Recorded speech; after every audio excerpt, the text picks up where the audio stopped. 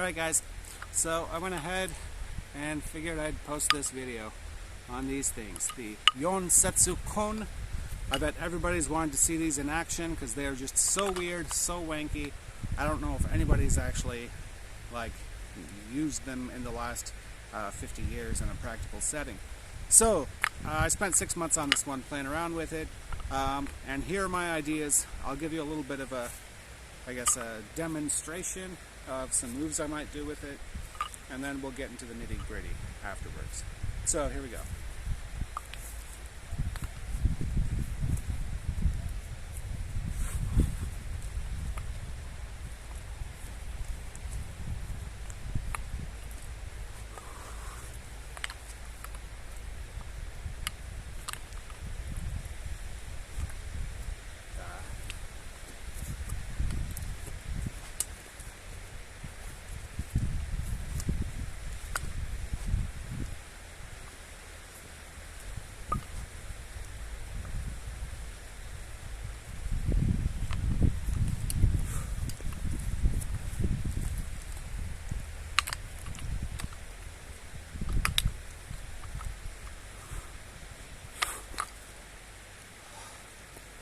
Oh, and there's this other way of using it, like so.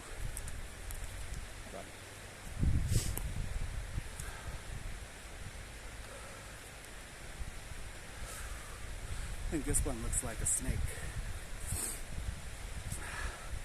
My son's really into them right now. He's got like 4 of them, plays with them all the time. He's like, no, they're nice.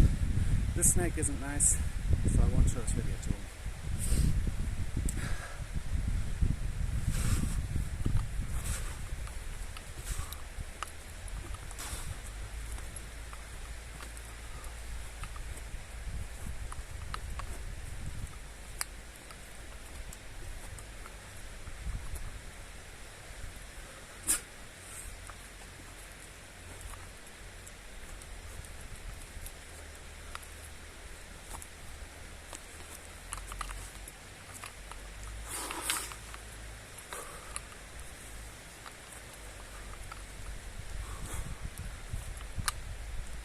I don't know what that was about.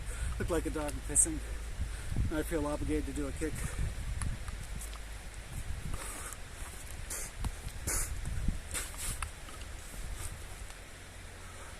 Something like that. Anyways. So, we'll say a couple things. First one, there's this way of using them. Basically like a double nunchaku. Then there's this way of using it, which this one I call the thrash. This is like what you would do with a regular nunchaku, and it's a technique that I really learned to appreciate after seeing the late Punch Professor show how effective this can be. Basically, you're imagining this is the stick you're hitting, and then you have the other one to do follow through. So you can just really rip your way in with this. Whereas before that, I'd always thought of it as just being a defensive move, clearing across, which also could be. So if I'm trying to block this way and pulling in this way, again, it's a very, very strong block. And this way, I'm doing the exact same thing. Okay, but I've got this extra section in the middle, which places it farther from my body and closer towards the assailant. So that's the one thing, is the extra reach. But then also you'll notice that, if you have this concept of the bridge of both sides of your body, and this is the top of it, that it can fold in on itself like this, which is really great if you're trying to block a weapon. And then it's got that sharp pointy end I don't want near me. I can encase it and apply pressure to close that gap and finish the fight whatever way. One of those ways I might choose to finish the fight, because if you wrap around somebody's neck like this, so it looks very similar as though you're doing this nunchaku strike, but then you just open up and come around the top. So in the worst case, you just come forward, and then around and let that open up and you're going to catch the guy's neck. And once you do that, you might think, well, too bad it's not a regular nunchaku, because with a regular nunchaku, you'd be applying crazy leverage here. You know, that's really going to mess someone up. And the advantage is that actually, instead of hitting from just two sides, now you've got 3 or 4 making contact. And then these still have the great levers.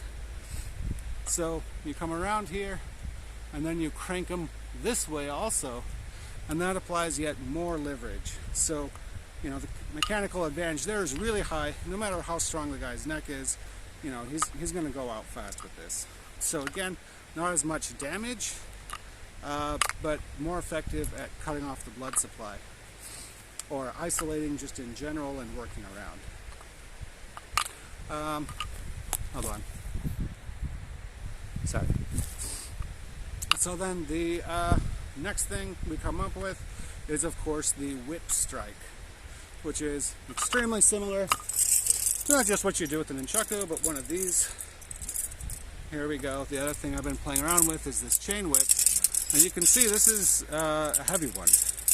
You know, the historical ones from like the 19th century were around 1 kilogram. So I tried to make something similar to that. And what you can see with this one, I won't go into it too much, but the idea is you can do this whip type motion where these sections are all carrying enough mass to help transfer that energy forward into this later end, which is bigger, for a very strong percussion. So I'm figuring I want to get out forward, get that range, but still make the swing more manageable and more efficient than if you have to do these huge looping motions, which, although quite powerful, are slow and inefficient. So with this one, you just full extension, and it whips forward like that. So again, I mean, a lot of these movements are similar, but again, I won't show anything more on that, other than to illustrate the similarities between this. Here we have the extra mass, and here it's going to whip out. It feels like the exact same movement. So then you might be thinking, well, why even go with this if you could use a chain whip? Well, one idea has to do with these handles again, which we talked about how useful that leverage can be. So overall, this gives very precise control of the weapon, a big advantage in the reach that we have in trying to intercept a weapon or catch onto someone's neck or arm. And then we can still make an effective, strong bridge to apply follow-through and maintain control of our weapon at all times. And we even get this kind of wonky version of striking in like so. There is going to be one last thing that I have to say is a concession on this. Honestly, there aren't any. It's amazing. I'm just making stuff up at this point. Yeah, that was it. Oh yeah, and then I didn't say really about the snake thing. It's just, again, that idea. This really works that mid-range, I guess, as it's closing in. So I think, like, the long range is going to be outside of any of their strikes. A mid-range one, they might be able to get me with a kick, but I'm definitely out of the range of a punch. And then the close range is going to be when they could be punching me as well. So the idea on this is that I just get a lot of freedom of motion between my hands, and also a connection so that I can do this whipping strike at the end, just using my hand out here as a lever for control. And then you can also, like, kind of push forward on this one, so it looks like I'm doing a strike here and then it goes into the end. And it feels so cool to do. So, you know, and then this one, that's a strike there, but then it comes back and transitions into this forward one. So I can go forward in one movement, I can pull in and then go forward, or I can just hit there. So it's a lot of fun, and of course you have this option to do the full swing with this hand, and you also have this option to actually do like the tonfa grip strike from the front. But I mean, I don't know if I would really do that. That one actually, I think I'd have to play with it more to get a feel for it. Because if I try to do it as a whip, it feels off. I mean, doing it as a swing is easy, but as a whip is hard. Anyway, I think that's it.